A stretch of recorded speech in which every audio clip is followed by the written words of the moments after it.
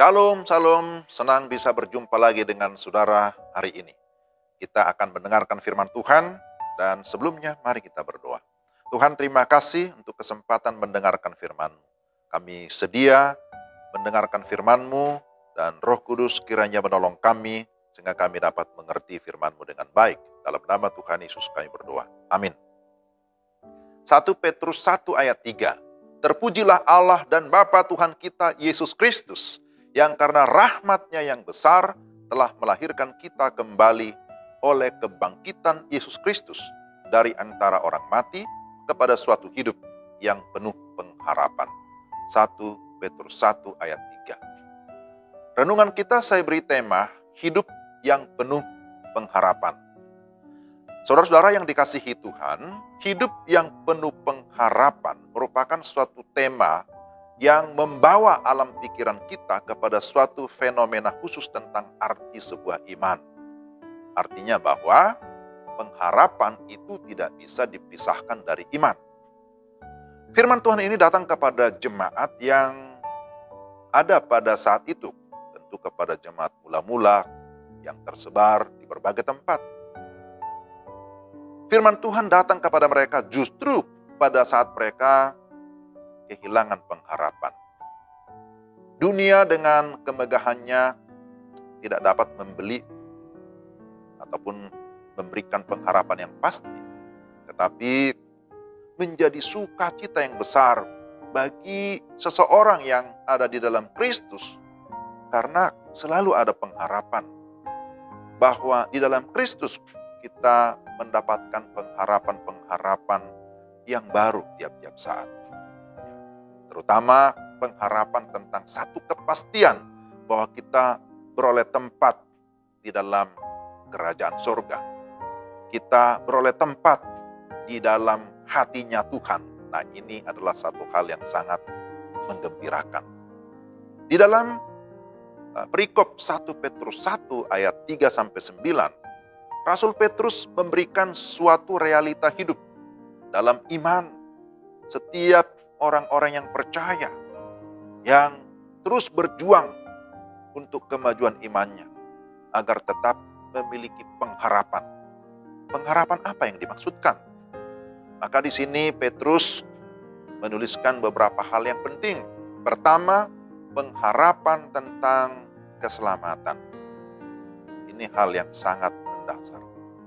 Tahapan keselamatan yang terdiri dari keselamatan itu dari awal ya sampai dengan akhir.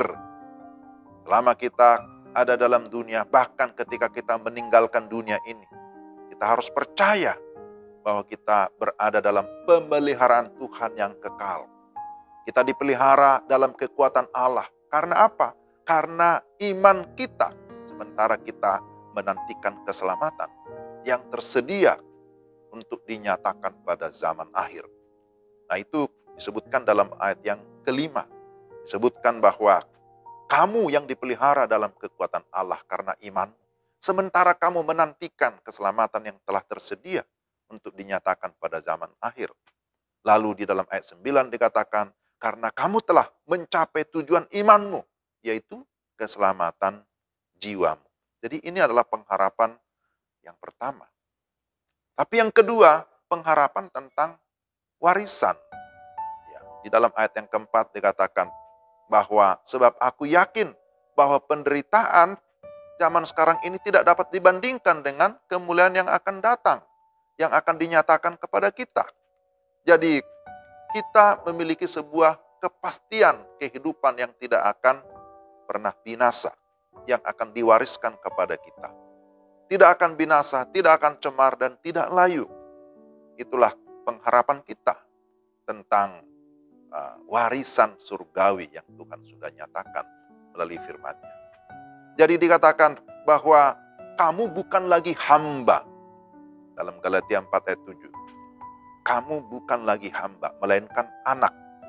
Jikalau kamu anak, maka kamu juga adalah ahli-ahli waris oleh Allah. Ini adalah pengharapan kita. Pengharapan ini adalah janji, karena kita adalah keturunan Abraham, Ishak, dan Yakub.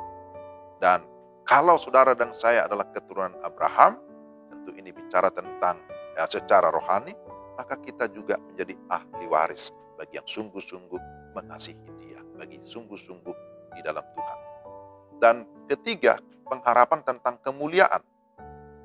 Bergembiralah akan hal itu, sekalipun sekarang ini kamu seketika harus berduka cita oleh berbagai-bagai pencobaan.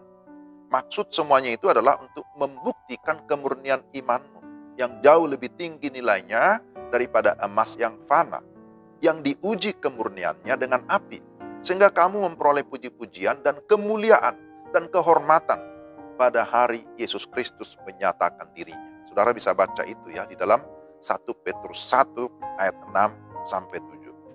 Jadi berdasarkan firman Tuhan ini sangat jelas saudara-saudara bahwa kita sebagai orang Kristen, sebagai pengikut Kristus, sebagai orang-orang yang sudah dalam Kristus, kita memiliki pengharapan. Pengharapan tentang keselamatan, pengharapan tentang warisan surgawi, pengharapan tentang kemuliaan yang akan dinyatakan kepada kita.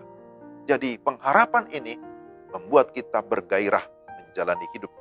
Pengharapan membuat kita kuat dan teguh menjalani segala proses kehidupan. Tapi pengharapan kita akan tetap bertahan dan kita meyakini kalau kita memiliki iman yang sejati. Mari kita berdoa. Tuhan, tolonglah kami supaya kami tetap di dalam iman. Iman yang sejati kepada Yesus Kristus. Karena ketika kami memiliki iman, kami pun tetap memiliki pengharapan.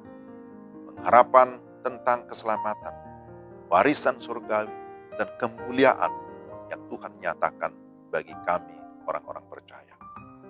Kiranya Tuhan menghiburkan kami sekalian, sehingga dalam masa-masa yang sesulit apapun, kami tidak akan pernah menyerah. Karena kami punya pengharapan di dalam Kristus. Dalam nama Yesus kami berdoa dan bersyukur. Amin. Demikian renungan kita. Tuhan memberkati saudara-saudara sekalian. Shalom.